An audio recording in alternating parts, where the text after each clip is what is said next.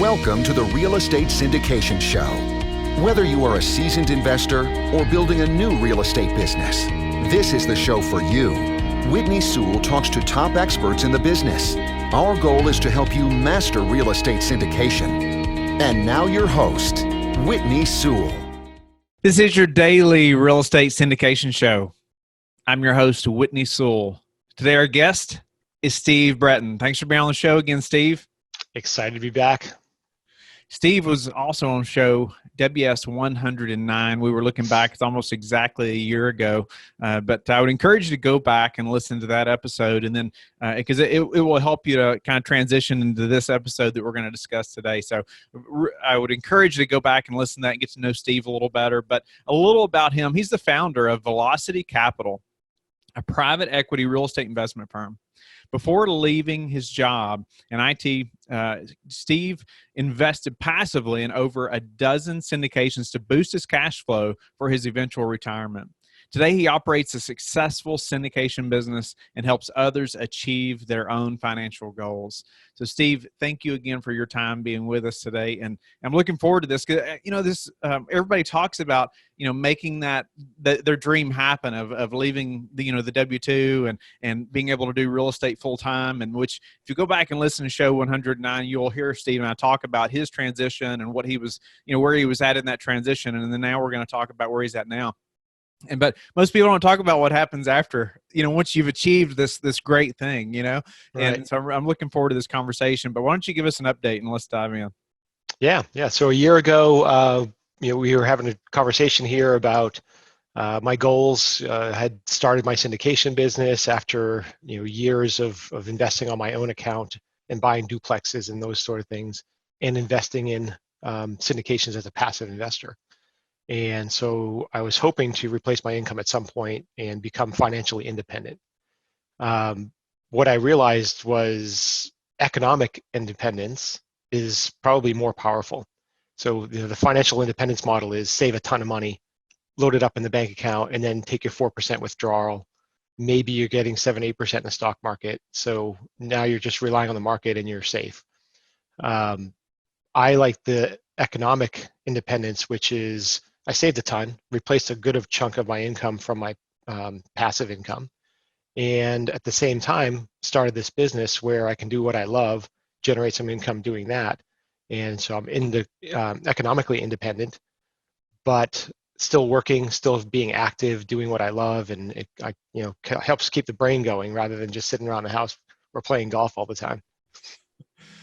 Nice. But over this last, over the last year, you accomplished that goal. You were able to leave, the IT W-2 position, and it's what I think a lot of listeners and a lot of people are dreaming of, right? And being able to accomplish that, and which you have. But let's jump into maybe some things that have happened, since leaving the job, and maybe some things that were unexpected, or maybe it wasn't as rosy as everybody thought it was going to be. I don't know.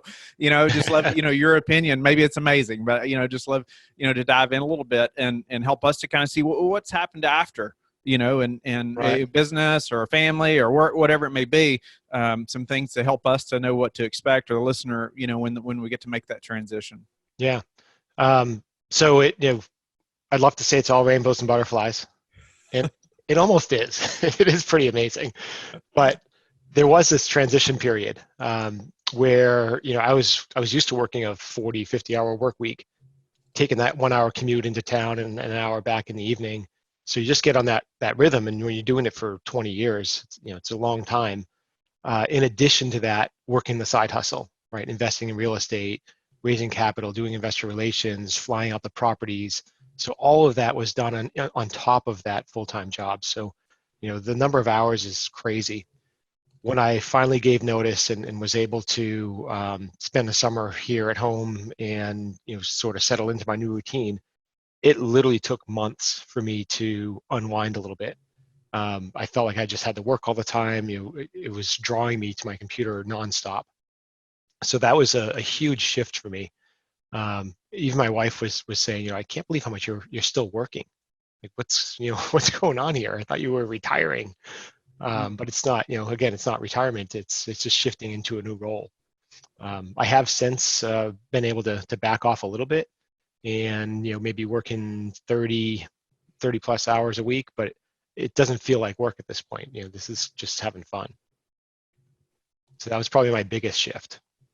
Yeah, I mean, I lived it too. I mean, it's like going from working two full-time jobs almost to, okay, now we have a whole new schedule, right? Mm-hmm.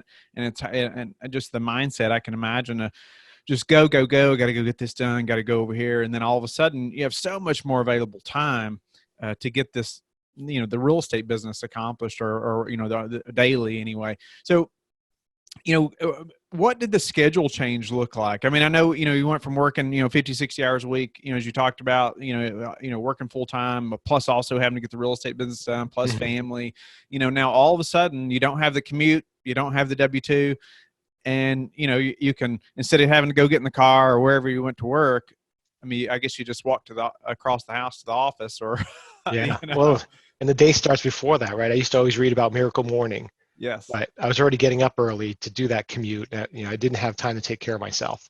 So now I get up a little bit earlier in the morning still, right? Not quite as early as I used to, but close. And I do a little bit of meditation, make sure I'm eating a decent breakfast. A small workout. I've shifted now my workouts to the afternoon. But I'll spend some time in the morning just kind of centering myself, get my kids out of bed.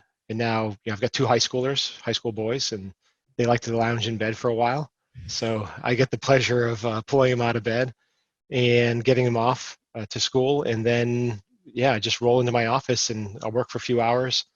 I missed the part where I give my wife a hug in the morning. We have a little coffee together.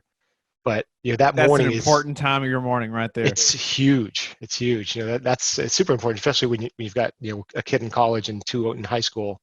Before we know it, they're going to be gone. So we're already starting to think about kind of what's that next phase as well. But rolling into the office, spend a few hours, and then have lunch with my wife, right? Or have lunch with a friend, or talk about real estate over lunch with a potential client or whatever. And then I'll come back, work another couple hours. My kids come home from school, and I was saying I shifted my workout. So my youngest son wanted to start hitting the gym. I was like, great, I'll stop working out in the morning and I'll go to the afternoons. So now at 2:30, when he rolls in from school, I literally drop everything. We go out to the gym, spend an hour and a half, come back. I'll work maybe another hour, and then it's dinner. So it's kind of just, I kind of fit in the work wherever. And if I still have more to do, I might log in again for an hour after dinner when, when the kids are watching TV or whatever. But it's sort of whatever I want to do, completely on my schedule. That sounds pretty amazing to me. It is amazing. Yeah, it's still a little bit of a balance. I got to make sure I'm not, jumping back on the computer when, everyone's kind of hanging out in the kitchen and I'm feeling drawn. So between that and the phone, you got to make sure you're drawing those lines. Yeah, and that is difficult. I know I've struggled with that. It's like I've got to leave the phone in the office and then just go to dinner, or to the dinner table or something. So that way I can't even pick it up, or I hear it vibrate, or a distraction or whatever, Right. But I love how you talked about, you can better prepare yourself now. You can spend more time on your miracle morning, better preparing yourself for the day, but also the time, even just the coffee with your wife in the morning. Like I just, my wife and I've been doing that for a while now, and it's such an important time. Like we have better discussions. It's just, right.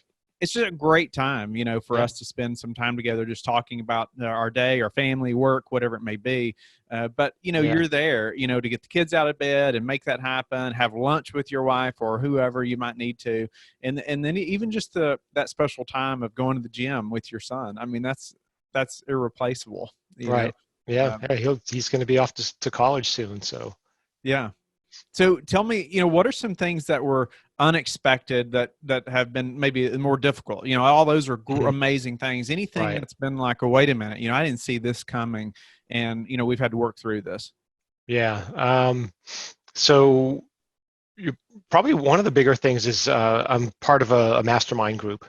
So we go away once every quarter or so and spend a couple of days, and it's these guys are amazing, right? Men and women who have been in the business for a while or a long time, and they've got these huge businesses, and they're talking about how they're going to grow from thousands of doors to thousands more doors, and everyone's got these giant goals, and they're starting their own insurance companies and their own property management companies, And I'm sitting there thinking, I got to go, right? So I've just quit my job and now I got to really blow up my business.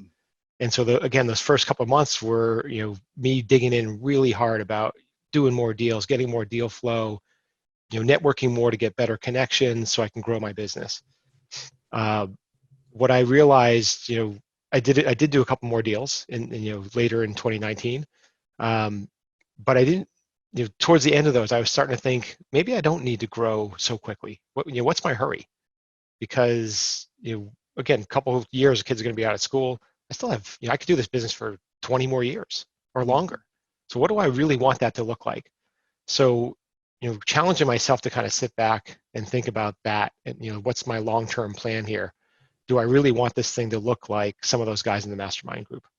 Right? Do I want to have 20 people on staff and have a whole company and all of that? At the moment, my answer is no. And I'm not sure if it's just because I'm fresh out of the corporate world, but I've proven everything I needed to prove as far as building teams and climbing the corporate ladder and being the boss over a large organization, all that kind of stuff. It doesn't really do that much for me at this point. Right now, I just want to kind of give back and help people to make good financial decisions, invest in strong property, things that are going to cash flow and improve their life. So if I focus just on that for now, I'm really happy. If I want to ramp it up in a couple of years, that's great. So at the moment, I'm thinking I'm going to do 2 or 3 deals a year, right? If that, and they're only going to be really strong deals, which helps me because at some point we're going to have a financial meltdown again, or maybe it's just a small recession, who knows? And everyone's saying 2020, 2021. So again, if I'm being very cautious, only doing the best deals that I can find, a couple at a time, or a couple per year, and at the same time, I'm starting to sell off a couple per year. So I'm always going to be maintaining around a dozen properties that were under management, and I can do that again working the schedule I'm working today. I rely on a lot of partners in market, so I've got that team working. I don't have to work all the time, and I can keep my eye on the ball enough with a dozen properties with a strong team in place where I don't have to hire employees and go down that path yet. Wow. No, I think it's hard to put the blinders on sometimes and say, wait a minute, this thing over here that everybody's focusing on looks really great and growing and all these massive goals, but it sounds like you just really have your priorities straight. Like I just even go back to the time in the gym with your son. I mean, it's just irreplaceable, and, right. You could be pushing and growing your own business massive, having a lot bigger goals potentially. However, the return on your investment for your time with your son, I mean, it's just not measurable. Yeah. And part of that is running your own race. So again, I'm in the mastermind and some of those guys they're younger. Maybe their wives aren't working. So, number one, they've probably got a little bit more energy than I do. They are really motivated to go make, their business turn into something big because they don't have a lot of income yet. If they're younger, maybe they haven't saved as much as we have. We saved like crazy. We saved half of our income. My wife has a great job. She had a great job. Now she's working for herself. So we're both, basically, feeling this economic independence, making a fair living at it on both sides. So there doesn't feel like there's a lot of pressure for me to go and build this big company, this massive syndication shop, which is really nice. But back to running your own race, when you see other people that are running fast, they're constantly being asked in a mastermind, which is one of the reasons why you're there, is to get pushed to do bigger and better things. So people are always asking, what are your goals? Where are you going? And I'm like, I'm pretty good right now, actually, which feels really odd. I'm, one of the few people in the room that are kind of looking at things that way and looking more about, what's my quality of life at the moment, the concept of, lifestyle by design. At least for the next couple of years, I want to be really cognizant of that. If nothing else, just to show my kids that you can do that. Yes. So what about the time transition with, say, the family? How is it, perceived? Well, I know with me, like, well, dad's here. Like, well, I may be in the office like 12 to 18 hours some days, but it's like, well, dad's here. He's not gone to work, but I am working. How have you kind of navigated that? Like when you're in the zone, you're having to get stuff done. but it's different now, right? Because you are at home. And so it's hard, I Yeah, think, for family to understand, well, he's working though. But how have you done that? right. Yeah, especially when there's grocery shopping to be done, or kid needs a ride somewhere or whatever. Um, my main thing is, again, I get really focused in the morning after that cup of coffee with my wife. Come and sit down at my desk. I know that I have a precious 4 hours, 5 hours there. Lunch is usually a bit on the later side. So I really try to make sure I'm time blocking. First thing in the morning, I just look at everything I have to do. What are my priorities for the day, and really try to crank those out early morning while I'm sharp. Uh, Once I have lunch and the afternoon starts to go and kids get home, it's much more difficult. So at that point, it's really I'll dive into my inbox and just respond to emails and make sure that I'm on top of things there. And I'll even start time blocking for the next day. Right. So if I have something that requires focus, I know it's not going to happen at 3 or 4 in the afternoon, especially if I've already left for the gym. Coming back from the gym, knowing that dinner is only an hour away, it's you got to think about when do you work best and time block in advance. So I'll just throw stuff into the next day, but if I have to get something done, it gets done in the evening. I like that, knowing when you work best. Mm-hmm. Yep. And having the flexibility, right? So again, that was another transition thing. When I first left work, I was used to going to work. So it was like, 8, 9 hours solid work, no interruptions whatsoever, other than my colleagues at work, but it was work. Now, that morning time, I have some of that, but in the afternoon, what are the odds that I can really focus like that? And am I just gonna put my hand up to my kids and be like, I'm not talking to you right now, I'm working. Like, that's not why I'm here, right? That's not why I wanted to leave my job. So having that, that perspective of, why are you really working from home? Make sure you're taking advantage of all the opportunities that provides. So let's take a little shift in, I get a question often too, like, okay, you've had a great W-2 position, potentially with quote, good benefits, right? But in quote, then, and even like healthcare, okay, you may have, great healthcare, then all of a sudden you leave. Well, what do you do now? I mean, if you've never been self-employed before, maybe you haven't had to really worry about that before, but how did you all handle that? Yeah, that was a big one. I knew healthcare would be expensive. And it's also, part of this is having that abundance mindset versus a limited mindset. Mm-hmm. So when healthcare has always practically been given to you, right? Even if you're paying some out of your paycheck, it just magically disappears from your paycheck and you get great healthcare when you have a W-2 job. But thinking about the idea of having to pay $20,000 a year for my family, or it's probably even more than that actually, for my family to have healthcare, I was like, that's crazy, right? I have to work so much more for that. And, all those things go through your mind that typically do when you're an employee. But if I have that abundance mindset and I just know things are going to take care of itself, right? I'm going to make enough money. It's all going to get covered. No issue. It's all part of the reality of leaving your job. And people do it all the time, right? They get their private health care and they move on. So it's just another thing. It's not something I want to dwell on. If I do, I might get a little depressed because it's so darn expensive. But again, it's just a thing. Or any tips of how you navigated that, finding the right healthcare? I thought it was going to be more difficult. I went to a local broker. They explained to me that all of the different healthcare providers have to pretty much cover the same things. So, one of my biggest fears was I was going to make a mistake in choosing my provider, right? Because when you have a W-2, they tell you, here's your healthcare. So if anything ever went wrong and my kids weren't covered, as horrible as that would be, it wasn't my fault. Now all the pressure is on me to choose the right healthcare provider. And if something went wrong and they weren't covered, I would feel absolutely horrible. Right? That would be devastating. So I had this massive pressure. But then again, speaking to the insurance brokers, it's really not that big of a deal. You just select a product depending on how many prescriptions you have or how often do you see the doctor. Do you want a higher deductible upfront or for each visit, or do you want to pay a higher premium upfront? So once I kind of figured out what that balance was in terms of payments, just select one and move on. Nice. I would add, I know when we started looking, it's like I put on one website I thought that seemed reputable, put my phone number on there, big mistake. I was bombarded for weeks, with text messages and phone calls, Right. automated calls from all over the world trying to sell me healthcare. So anyway, but another discussion here too is the change of being able to budget.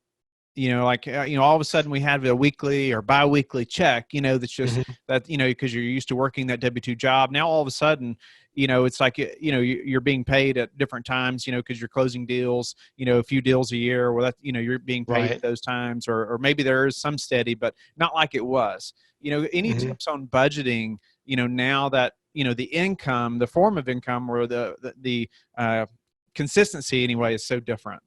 Yeah. It's funny you say that too, because I was supposed to exit a property last year with a substantial check on the back end, right? We did a great job turning this asset around. Everyone's going to do very well coming out of it. But the sale fell through. The buyer just couldn't perform. So that got pushed into this year.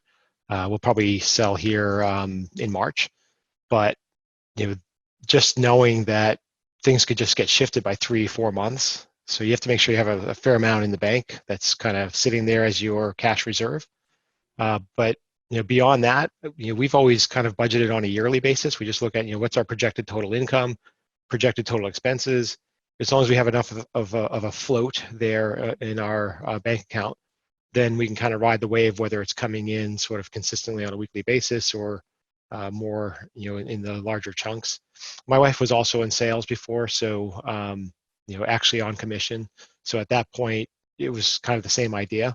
Although we had the consistency of my job, paying on a weekly or biweekly basis, but just that mindset and knowing that again, other people do this, right? Whether it's in syndication or some other type of living that they're earning on a commission, or check, or somebody writes a book, they don't get paid for a year, and all of a sudden it comes in, right? So if you have that belief that it's coming, I think it gives you a sense of calm. So, how much would you recommend somebody has in the bank before we're able to just take that step now? And now that you've done it, Mm-hmm. you've been living it for, what, a year now or so. What, how much should we have in the bank to say, okay, now I'm ready to make that leap and I can support, our family for Yeah, however long? that's a great question. I don't know that I have the right answer. I mean, so much of it is dependent on where you are in life. Sure. I know there's so many Um, scenarios, but just, yeah. any advice? So, and I have this conversation a lot because I do a little bit of multifamily coaching. So, people are saying they're going to get into syndication, they're going to eventually leave their job, and they want to know, exactly what you just asked. So, a lot of it is, how much have you saved in the past? What's your savings rate? What are you used to living on? And kind of projecting that out in terms of, again, if you're just going to be investing in the stock market, or if you're going to invest in real estate with a nice 9 or 10% cash flow, then how much of that do you need to invest in order to produce enough cash flow to live on? So that's sort of the standard way of looking at it, right? How can I replace my entire income with straight passive cash flow, which is really nice, right? Because then you can go live on the beach and do nothing.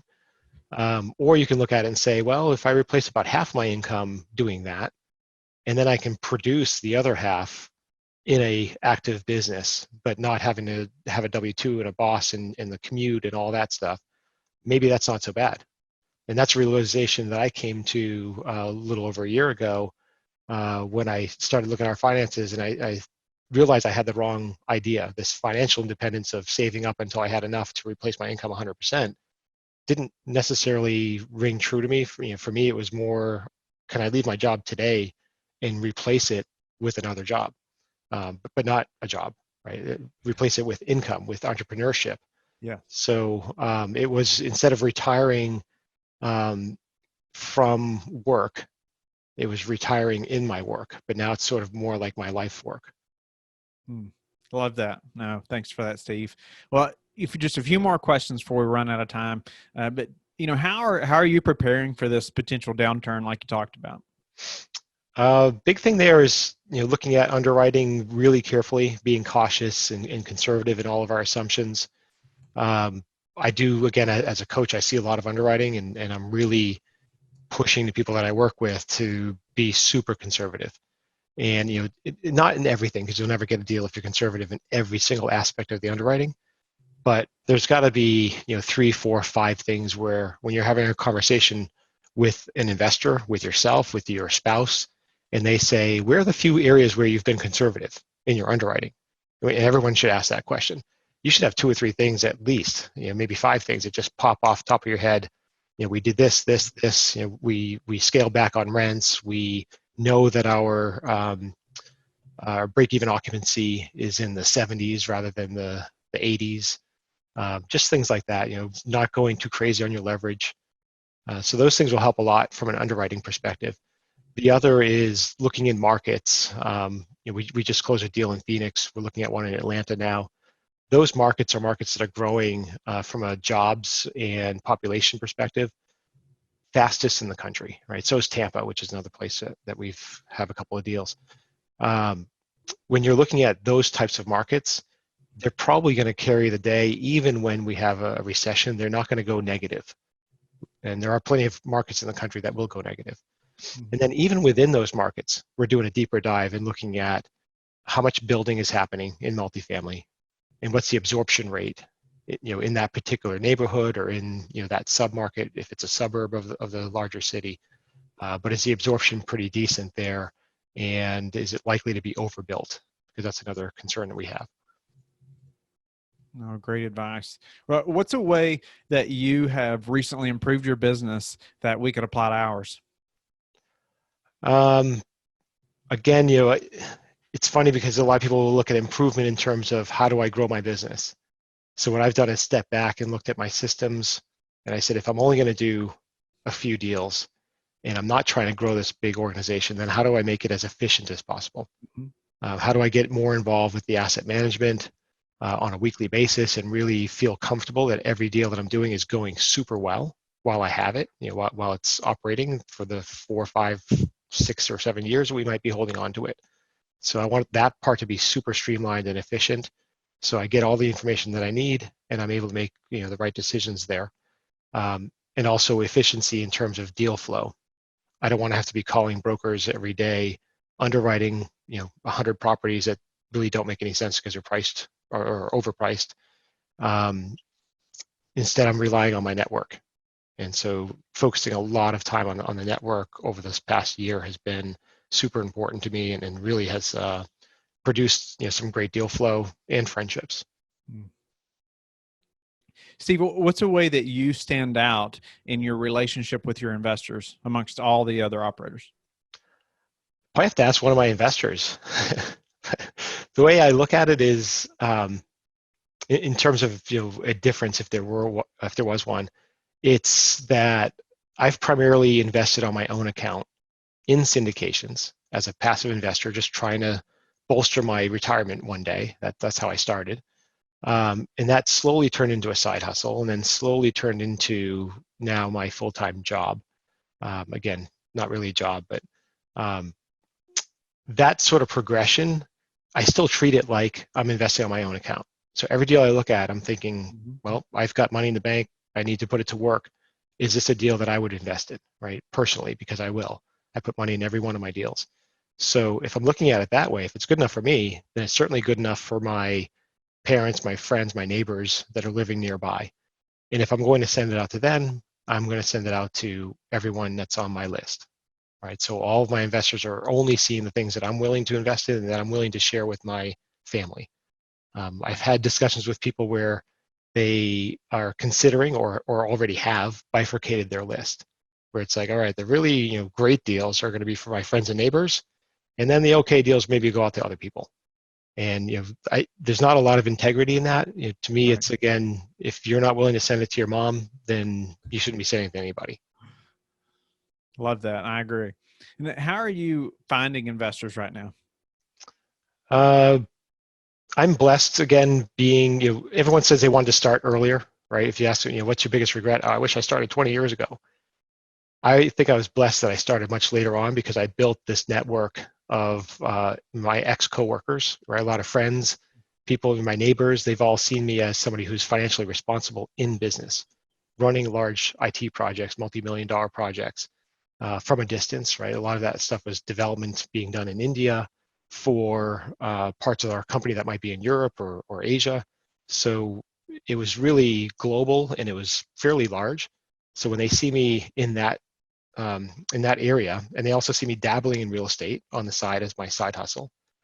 And then when I left my job and said, hey, I'm gonna do this full time, and if you want to invest with me, you're welcome to jump on and take this ride with me.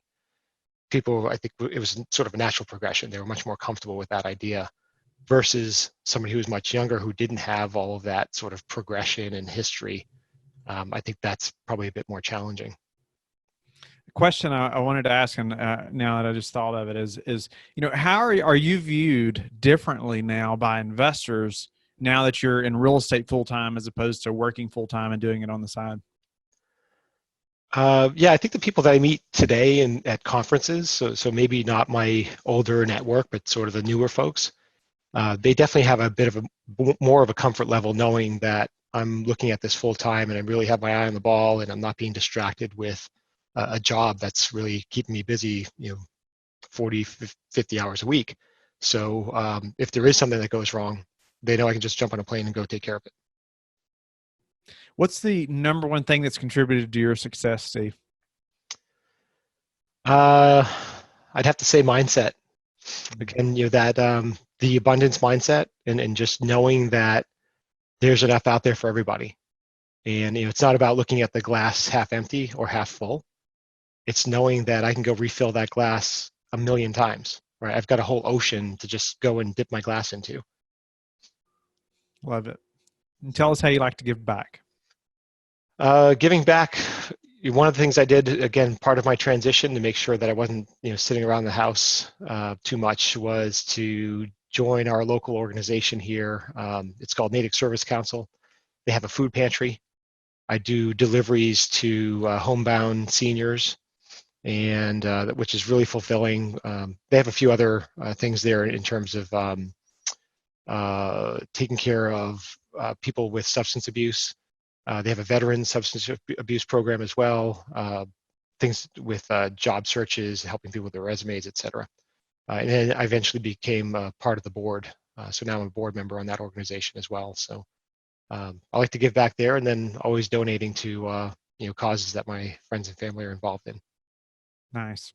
Steve, thanks for sharing that. I appreciate your time today and sharing just this transition with us and things that's happened or things you've learned and how you've made it work and how amazing it is also at the same time. And so I would encourage listeners to go back and listen to the show WS 109, because that was when Steve was planning this transition, and now you've heard what it's like after the fact, and I hope that's helped prepare you as well. Steve, it's been a pleasure to get to know you a little better, a couple times on the show, and obviously we're in a mastermind together, and it's been great to spend some time with you. Look forward to it again. But tell the listeners how they can get in touch with you and learn more about you.